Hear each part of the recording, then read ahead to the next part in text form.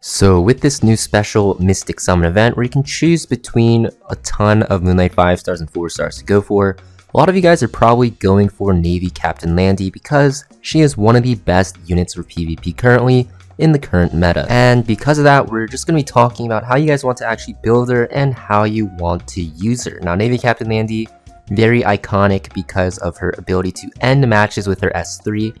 Basically, if you get to 100 Fighting Spirit, which is going to be gained every time you S1, you will use an AoE attack that will do a ton of damage because it penetrates defense and also stuns the enemy. And this hits very hard because you get this attack buff before you use it, and also because your S2 will ramp up your attack every time you use an attack. Now that's not the only effect on her S2. Her S2 is completely broken. It will actually prevent her from being able to be stunned or sleeped, and also you'll see that she gets increased critical hit resistance up to 70%, which is insane, and she will also give her teammates increased critical hit resistance for 2 turns at the start of battle. Now she can still get crit by units such as Lone Crescent Bologna, but she is still very good against other units because yeah, you always have that RNG chance to not get crit and basically take very little damage. Now her S1 is also very broken. It is going to give her that fighting spirit she needs to build up to S3, also a combat readiness pusher, and also after you attack you have a chance to activate Salvo Fire, which is an AoE attack that will also heal her a decent amount that scales with her own attack. And because of her scaling attack on her S2, you're going to see that this attack will be very high on her and she'll heal a ton off the Salvo Fire.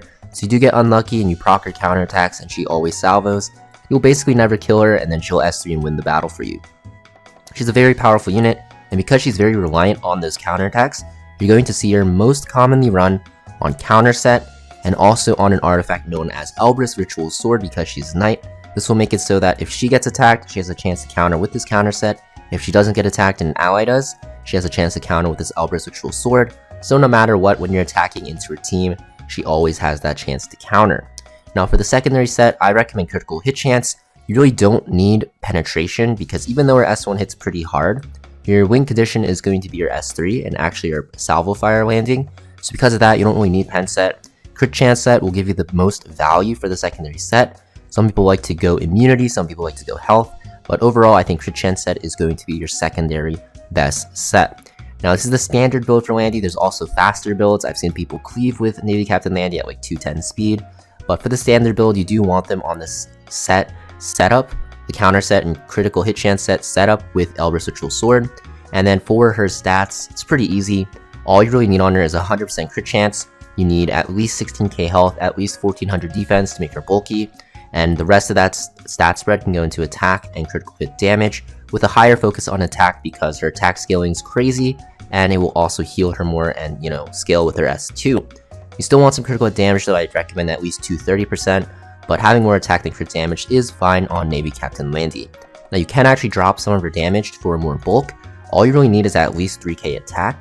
Making her more tankier is actually better because your S3 is a win condition, so if you can actually survive until you have it, you'll win most of your battles. So you just want to make sure she's as bulky as possible with crit chance and also some attack and crit damage, and you should be good to go. You don't really have to worry about effect resist or effectiveness because she doesn't have any debuffs obviously, and she also is immune to the most important debuffs that can affect her, which is stun and sleep. You really only care about activating your S1 from counters and building up your fighting spirit. So because of that, you don't really care too much about the other debuffs. And for speed, you can run her at base speed. Some people have her at literally 100 speed. Some people have her at like 120 to like 140.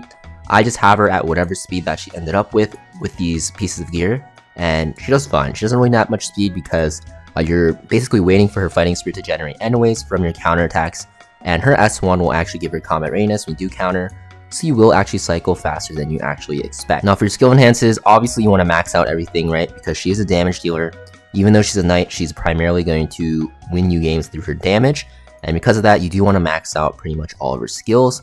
Her imprint is one of the harder imprints to get, and that is because her base form is actually a limited unit in Green Landy. You guys probably know.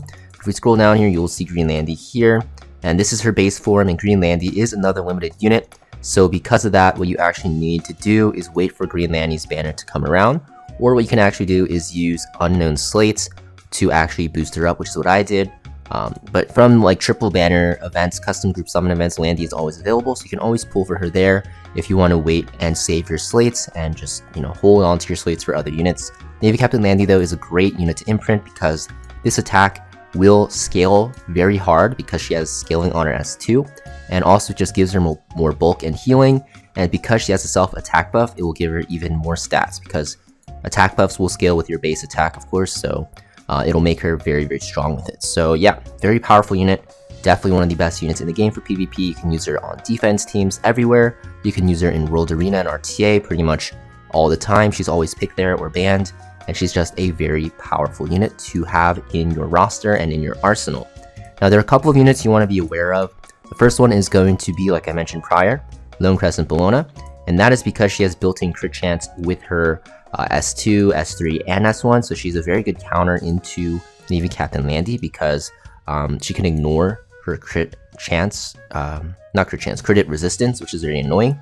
Another unit to be aware of is Inferno Kawazu, because anytime you land your salvo, he will actually boost up with his S2, and then his S3 will pretty much one-shot Navy Captain Landy outright, so you have to be very careful about this unit as well. Another unit you have to be careful about that is pretty common in the current meta is going to be Lionheart Sirmia. Now this one isn't as hard as a counter as the other two, but she's still very good because you'll be proccing her S2 passive every time you counter. And if she does S3 and crit on you, you're at a very high chance to die off this extra turn, so you do have to be careful. But Navy Captain Landy can still win against Lionheart Sirmias, which is kind of funny. Now for units that Navy Captain Landy pairs with very well, pretty much just any Knight or Soul Weaver, because Navy Captain Landy is a win condition in itself. You can pair her with a unit such as like Lacerator Crow or Unbound Knight Arrowell for more mitigation. And for Soul Weavers, you have a ton of options as well. You can pair her pretty much with anything that can heal her. Destina is good, Rowana is good to take away from the enemy side because some people like to pick Rowana into her because of this S2 passive, which will constantly heal your team. Spoiler, it doesn't really counter Navy Captain Landy too much because Navy Captain Landy, if she just gets to her S3, she'll just win anyways. Another good unit to pair with her could be something like Moon Bunny Dominion to actually stop those pesky openers from shutting her down. Just a ton of units. Basically, the way you play Navy Captain Landy right now is going to be you just surround her with units to protect her, and she's just very strong. There's not really a way to cleave her either because her S2 makes it that there's so much RNG for cleavers, right? They can't crit you. So she's very good into cleave units. Just have to be careful about units that can ignore her critical hit chance and also just kind of one-shot her outright like Lone Crescent Bologna. Overall, a very solid unit. You definitely want to pick her up if you don't have her. I think she is the best unit in the pool for PvP.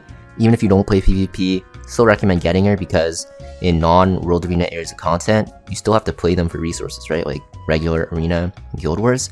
And if you just put her there on your defense team, you'll get a lot more wins and you won't have to grind as hard there, and she becomes super annoying to fight. So a lot of people, what they'll do is just not attack you at all in regular Arena, and you can just camp in your rank and just get through and get your free Sky Stones every week very easily. This special Mystic Summon event, guys, super nice because the pity will carry over to the next banner.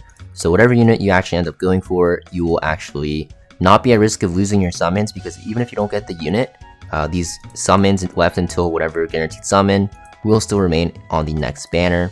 But Navy Captain Landy, guys, like, she's so good. Definitely recommend getting her. She is going to be still for a long time one of the best damage dealers because she's innately very tanky because she's a knight and she has a ton of sustain, and also because, you know, she has a win condition in her S3. That is pretty much it for this video though, guys. If you guys end up pulling on this special Mystic Summon, let me know in the comments down below what unit you end up going for. If you guys still don't know what to go for, or you already have Navy Captain Landy, make sure you guys check out my previous tier lists on this event on my channel, and maybe it'll help you guys out in choosing your unit. Good luck on your summons, guys, and I'll see you guys next video.